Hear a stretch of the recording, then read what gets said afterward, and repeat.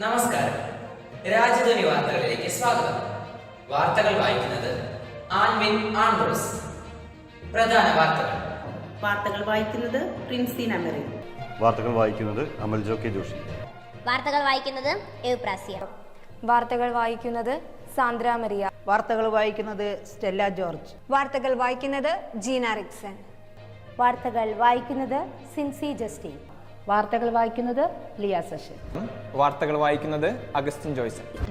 വാർത്തകൾ വായിക്കുന്നത് അൻസിയ ജെയിംസ്. വാർത്തകൾ വായിക്കുന്നത് മന്യ മാർട്ടിൻ. വാർത്തകൾ വായിക്കുന്നത് അനു ഷൈജോ. വാർത്തകൾ വായിക്കുന്നത് സീന ആൻഡ്രൂസ്. വാർത്തകൾ വായിക്കുന്നത് ഫെയറി ഫ്രാൻസിസ്. വാർത്തകൾ വായിക്കുന്നത് നാൻസി ജിമ്മി. വാർത്തകൾ വായിക്കുന്നത് ജോസി ബെൽഫിൻ. വാർത്തകൾ വായിക്കുന്നത് ജോഷില ജോജു അയ്യങ്കേരി. വാർത്തകൾ വായിക്കുന്നത് എസ്ന ജനീഷ്. വാർത്തകൾ വായിക്കുന്നത് ജസ്മി ജനീഷ്. വാർത്തകൾ വായിക്കുന്നത് മേബിൾ ലിസൺ. വാർത്തകൾ വായിക്കുന്നത് അഗസ്റ്റിൻ ജോയ്സൺ. വാർത്തകൾ വായിക്കുന്നത് സിജി ബിജു. വാർത്തകൾ വായിക്കുന്നത് സിജി ലിയോ. വാർത്തകൾ വായിക്കുന്നത് അൽന ജോൺസ്കി. വാർത്തകൾ വായിക്കുന്നത് ജോസി ബെൽഫിൻ. വാർത്തകൾ വായിക്കുന്നത് മിനി ഷിൻഡോ. വാർത്തകൾ വായിക്കുന്നത് ജെറീന ജോയ്. വാർത്തകൾ വായിക്കുന്നത് ഡിബിയ ഡെന്നി. വാർത്തകൾ വായിക്കുന്നത് സാന്ദ്ര മരിയ. വാർത്തകൾ വായിക്കുന്നത് ബിജു ഗ്നേഷ്യസ്. വാർത്തകൾ വായിക്കുന്നത് ജോയൽ സിയാർ. വാർത്തകൾ വായിക്കുന്നത് സീന ജോയ്. വാർത്തകൾ വായിക്കുന്നത് വിൻസി ലിൻസൺ. വാർത്തകൾ വായിക്കുന്നത് ലിയ സഷൻ.